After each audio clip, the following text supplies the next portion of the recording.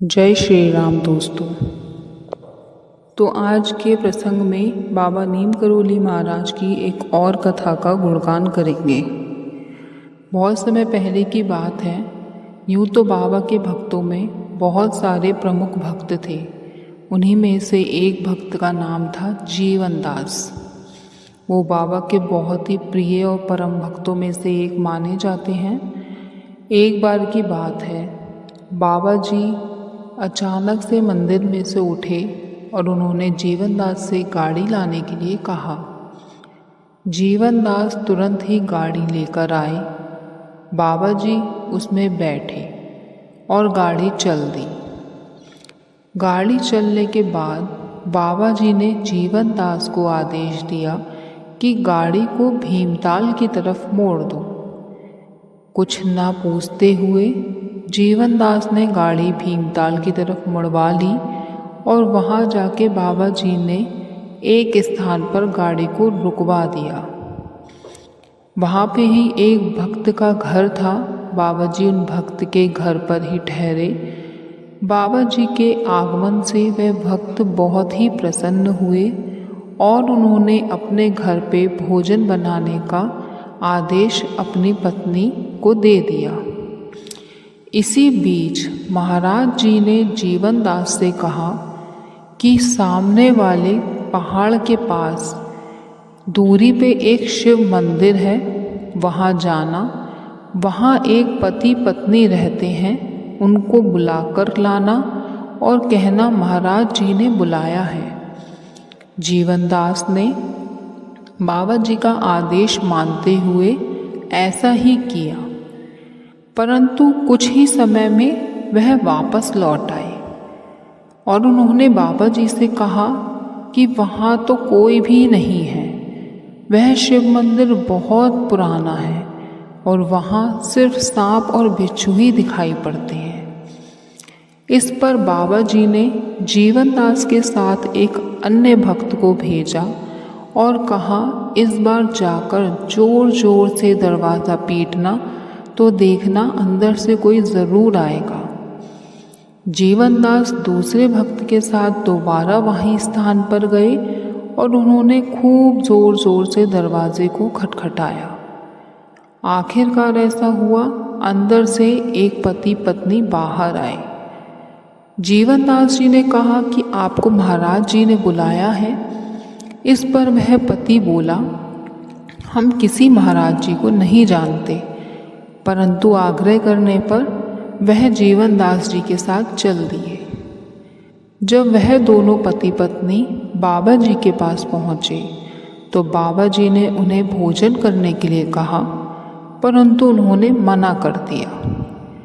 बाबा जी के आग्रह करने पर वह दोनों पति पत्नी भोजन करने के लिए तैयार हो गए।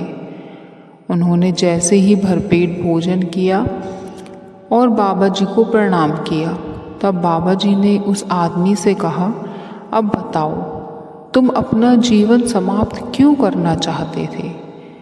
इस पर वह आदमी बोला, महाराज जी आपको कैसे पता ये सब? महाराज जी ने कहा, तुम बस ये बताओ।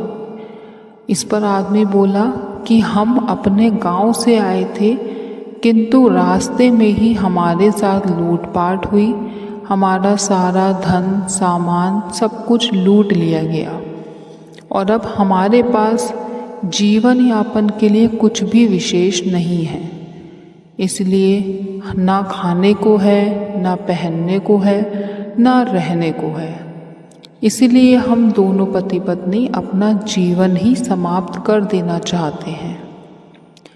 इस पर बाबा जी ने उन्हें समझाया और कहा, तुम्हें जितना धन चाहिए ले लो, उधार समझकर ही ले लो, बाद में लौटा देना, लेकिन अपने जीवन को समाप्त मत करो। बाबा जी के ऐसा कहने पर उन पति पत्नी ने बनारस तक की टिकट के लिए बाबा जी से आग्रह किया। बाबा जी ने उन्हें बनारस की ट्रेन का प्रथम श्रेणी का टिकट कराकर दिया और उनसे कहा, वहाँ पहुँचकर अपना कोई काम शुरू करना, परंतु जीवन समाप्त करने के बारे में कभी भी मत सोचना।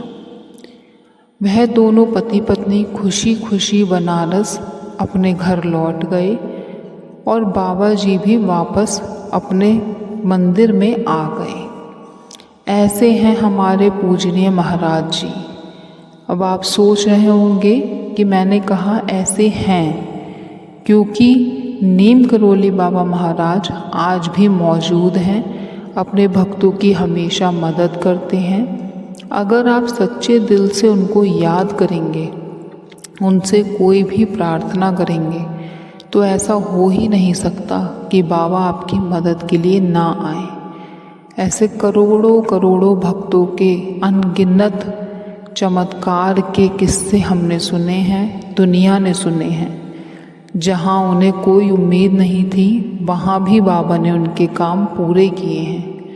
इसीलिए आज भक्तों के बीच में हमारे नीम करोली बाबा महाराज इतने प्रचलित और इतने प्रसिद्ध हैं और भक्तों में उनके प्रति एक अटूट विश्वास है।